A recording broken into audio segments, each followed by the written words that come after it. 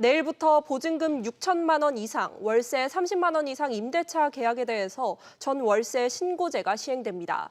또 집을 팔 때 부과되는 양도소득세 최고 세율은 75%로 오르는데요. 취재기자와 하나하나 알아보겠습니다. 최나리 기자 나와 있습니다. 네, 최 기자 우선 전월세 신고제부터 한번 보겠습니다. 반전세인 경우는 어떻게 되나요? 네, 둘 중 하나만 해당이 돼도 신고를 해야 합니다. 신규 계약은 물론이고 기존 계약을 갱신하는 경우에도 금액 변동이 있으면 신고 대상입니다. 구체적으로 어떤 내용을 신고하면 될까요? 네, 일반적인 표준 임대차 계약서의 내용이라고 보면 됩니다. 여기에 갱신 계약의 경우엔 종전 임대료와 계약 갱신 청구권 행사 여부도 밝혀야 합니다. 네, 어디서 신고를 하면 될까요? 네, 빌린 집이 속한 읍면동 주민센터 등에서 신고를 하면 됩니다.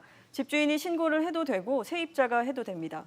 이렇게 되면 전월세 계약 확정 일자를 따로 안 받아도 되고요.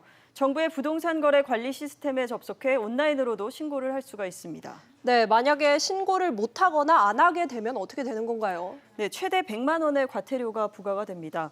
다만 1년 동안은 과태료 부과 없이 계도 기간을 두기로 했습니다. 세금 이야기도 한번 짚어보겠습니다. 내일부터 양도소득세율이 최고 75%까지 오른다고요?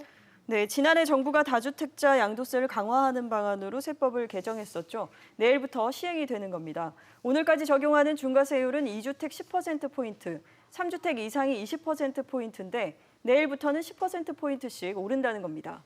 규제 지역의 주택을 3채 이상 가지고 있다면 최고 세율이 75%까지 부과될 수 있습니다. 네, 근데 최근 정부와 여당이 양도세를 줄여든다는 논의를 하지 않았었나요? 그거는 1주택자에 해당하는 이야기입니다. 1가구 1주택에 대한 비과세 기준에 대해서 높이는 아닌데 아직 논의 중이고요.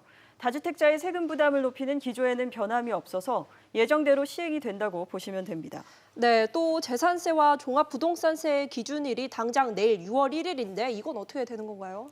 네, 종합부동산세 세율이 올랐잖아요. 올해 종합부동산세 대상이 되면 부담은 더 커질 겁니다. 다만 종부세 대상을 어디까지로 할지가 지금 정부와 여당이 논의 중입니다.